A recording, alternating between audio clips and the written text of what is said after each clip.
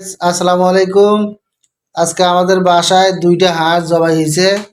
দেখেন একটু হাঁসের অবস্থা, এখনো পুরো কাজ কমপ্লিট হয় নাই, তো করতেছে আর কি, প্রসেসিং চলতেছে। এই দেখো ডিম, কোনটার মধ্যে ডিম ছিল? এটা দিতে আর সর্বনাশ!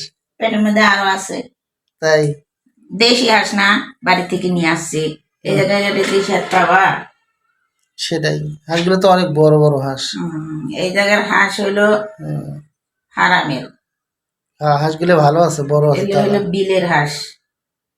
এগুলোর স্বাদই আলাদা। হুম, আর ফার্মের হাঁস না, ওই আহ, বন্দি থাকে সবসময়, ওগুলো ভালো লাগে না খাইতে। বিলেরটা ভালো। কেমন যেন একটা গন্ধও লাগে, খোলামেলা। আর দেখো কত বড় হাঁস, এটা দেশি। হ্যাঁ, না, হাঁসগুলো ভালো আছে, অনেক তেল দেখি। সেইটা হুম, হোক। এটা বেটা হাঁস না তো, বেটি হাঁস। আমার দর্শকদেরকে দাওয়াত দাও, একাই খাবা? না, একা খাবো না। আপনারা সবাই আসবেন, হাঁসের দাওয়াত নেবেন, দাওয়াত থাকলো। ২টা হাঁস যেহেতু ২টা মানুষ একা খাইতে পারবো, না, আপনারাও দাওয়াত সবারই দেবেন। দাওয়াত থাকলো আমাদের বাসায় আসার। হ্যাঁ, হাঁস আর পোলাও, সেটাই। ও, আর থাকবে সালাদ। হুম হুম হুম, এই যথেষ্ট।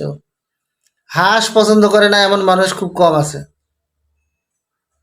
হুম, দেখিও, তুমি হাত দেখো আবার।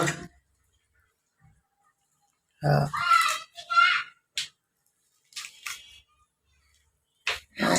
দেশি হাঁসের স্বাদই আলাদা। হ্যাঁ।